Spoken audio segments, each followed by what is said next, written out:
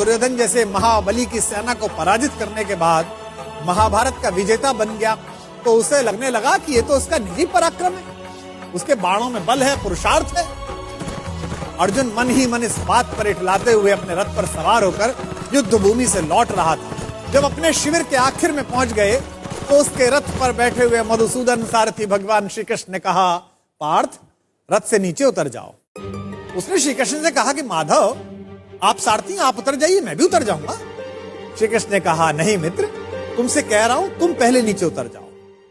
जब यह विवाद थोड़ा बढ़ा तो अर्जुन के ठीक पीछे खड़े हुए धर्मराज युधिष्ठिर ने कहा, द्वारिकाधीश अगर कोई बात कह रहे हैं तो उसमें कोई संकेत है।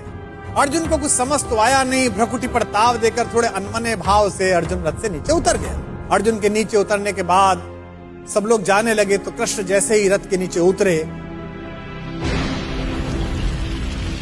रथ में एक भयंकर विस्फोट हुआ और रथ छोटे छोटे टुकड़ों में बट गया।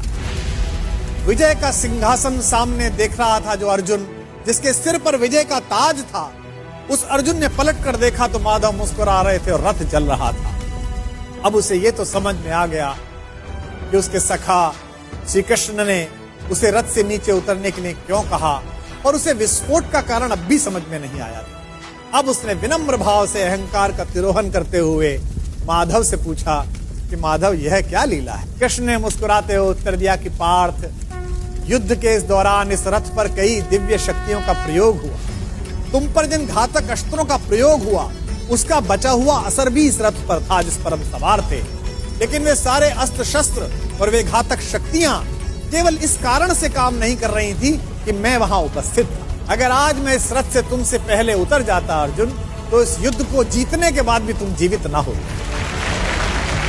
अर्जुन की आंख खुल गई। उसे यह एहसास हुआ कि विश्व की जिस सबसे बड़ी विजय को वो अपना निजी पराक्रम मान रहा है, वो केवल उसकी उपलब्धि नहीं बल्कि उसमें ईश्वर के उस अंश की सद्भावना है जिसे मधुसूदन भुवन मोहन कन्हैया कहा जाता है।